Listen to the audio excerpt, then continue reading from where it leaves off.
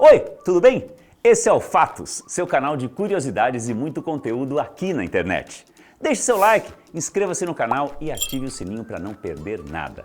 Ó, seguinte, se você já cantou essa musiquinha, alô criançada, o Bozo chegou. Trazendo alegria pra vocês e o vovô. Vamos trazendo muito amor. 1, 2, 3 e vamos mais. Com certeza, você é uma criança dos anos 80 que vivia na frente da TV e não perdia um minuto sequer da saudosa programação infantil da TV brasileira. Em 15 de setembro de 1980, estreou na TVS a versão brasileira do Palhaço Bozo. Apesar do grande sucesso do personagem em terras tupiniquins, poucos conhecem sua verdadeira origem e como eram de fato os bastidores do programa. O palhaço mais conhecido do Brasil teve vários intérpretes.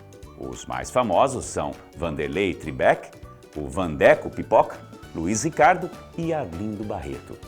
Um deles deu o que falar e essa história é o tema do programa de hoje. Portanto, vamos ao Fatos.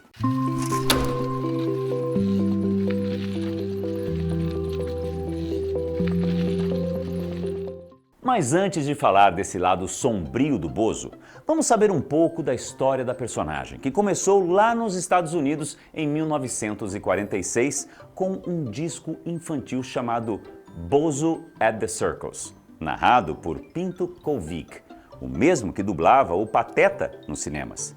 O sucesso foi tanto que em 1949, Bozo chegou à televisão, se tornando um dos primeiros grandes personagens da TV.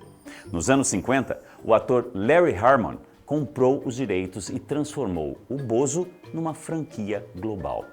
O palhaço fez sucesso em mais de 40 países, incluindo o Brasil, México, Grécia, Austrália e até Tailândia. O primeiro intérprete do personagem Bozo no Brasil foi o ator Vanderlei Triebeck, conhecido como Vandeco Pipoca. Ele assumiu o papel desde a estreia do programa em 1980, até o ano de 1983. Segundo o próprio Triebeck, ele chegou a ter o maior salário da televisão brasileira naquela época. Sua saída foi por decisão própria. De acordo com ele, os diretores do SBT queriam transformar o programa, incluindo quadros como Corrida de Cavalos e Batalha Naval, o que, segundo suas palavras, não era coisa para um palhaço decente fazer. Após a saída de Triebeck, outros atores assumiram o papel de Bozo, sendo Luiz Ricardo e Arlindo Barreto os mais conhecidos. Luiz Ricardo foi efetivado como Bozo logo após a saída de Vanderlei e trouxe novidades ao programa, como as famosas participações por telefone. Com o crescimento da audiência, o tempo de exibição também aumentou, chegando a impressionantes 8 horas diárias, divididas em 2 turnos de 4 horas. Para dar conta dessa maratona, outros intérpretes foram incorporados ao elenco. Segundo Luiz Ricardo, ele mesmo ficou responsável por selecionar novos nomes para o papel. Primeiro eu chamei o Arlindo Barreto, depois o Décio Roberto e o Marcos Pagé. Às vezes, nós 5 revezávamos ao longo do dia. Mas nem tudo era alegria nos bastidores. O clima estava longe de ser saudável. Brigas, desentendimentos, teve até pancadaria e camarim quebrado. E o centro de boa parte dessas confusões era a relação conturbada entre Luiz e Arlindo. Antes de vestir a peruca do palhaço mais famoso do Brasil, Arlindo Barreto já era um rosto conhecido. Filho da atriz Márcia Windsor, ele foi galã de novela, dublador, domador de leões e participou de nada menos que 15 pornochanchadas.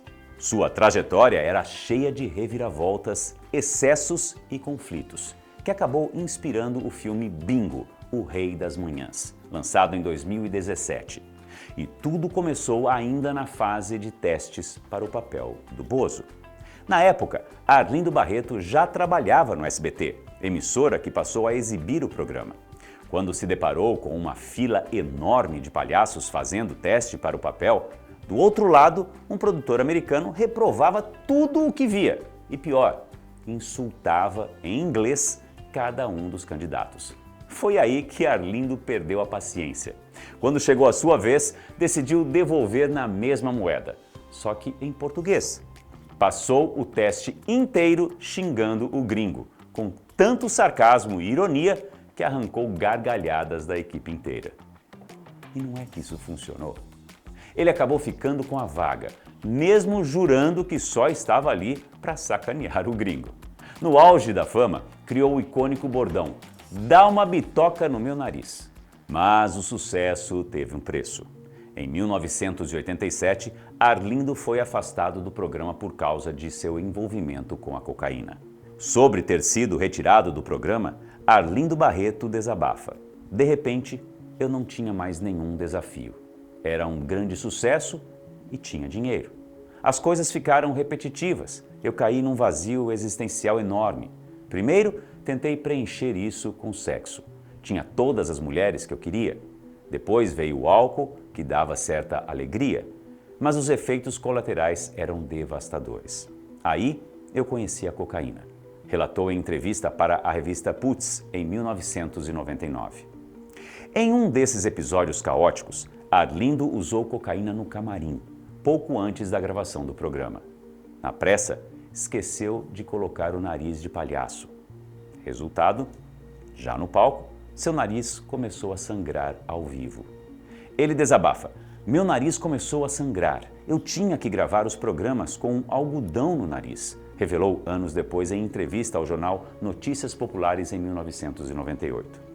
Pouco antes de ser dispensado do programa, Arlindo teve sua recaída grave.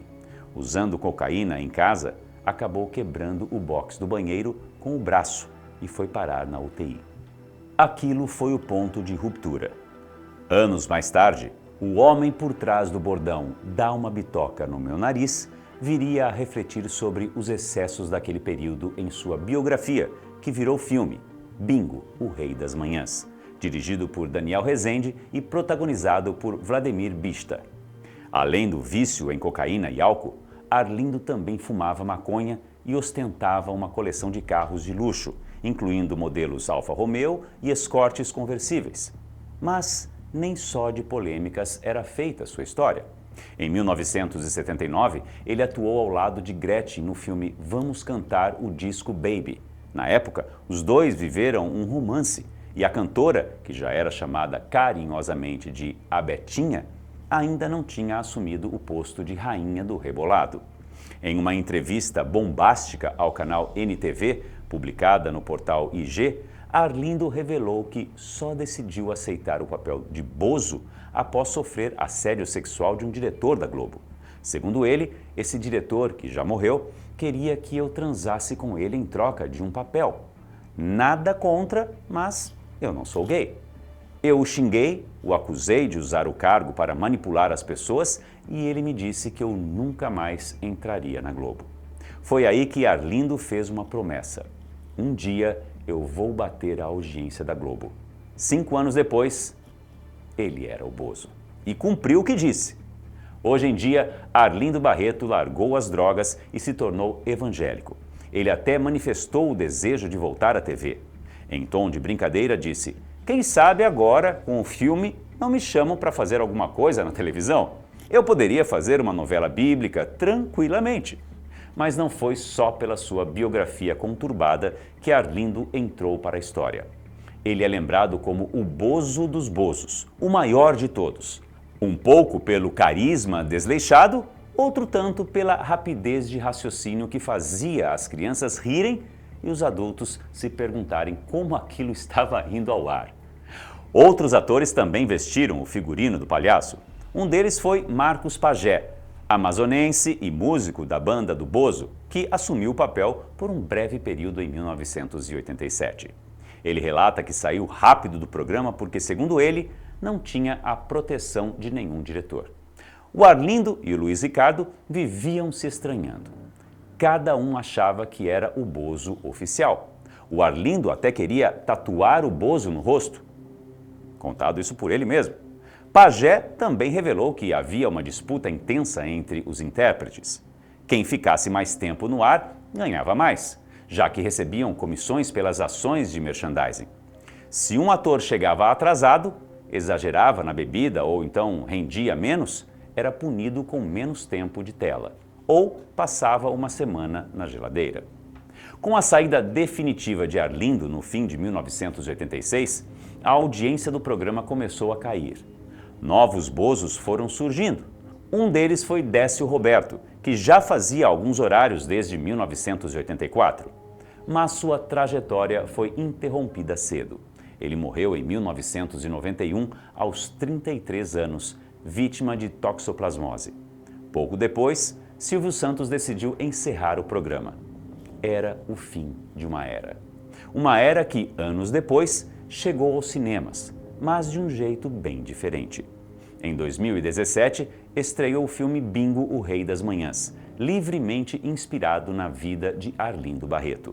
Apesar de retratar sua história, o longa não pôde usar o nome Bozo, por questões de direitos autorais com a marca americana. Mesmo sem o nome oficial, o filme foi um sucesso de crítica. A direção de Daniel Rezende e a atuação de Vladimir Brista no papel principal foram elogiadas tanto pela mídia especializada quanto pelo próprio Arlindo, que reconheceu sua história ali, com todos os altos, baixos e também contradições. A cinebiografia trouxe à tona não só o impacto cultural do palhaço, mas também a humanidade por trás da maquiagem, a luta contra os vícios, o desejo de reconhecimento e a promessa de vencer o sistema. No fim das contas, Arlindo Barreto cumpriu o que prometeu. Bateu a audiência da Globo e entrou para a história da televisão brasileira. E aí, você já assistiu Bingo, o Rei das Manhãs? Vale muito a pena você ver, viu? Claro, se você gostou desse vídeo, deixe seu like, inscreva-se no canal e ative o sininho para não perder nenhuma novidade. O Fatos volta em breve com mais histórias incríveis. Até a próxima! Tchau!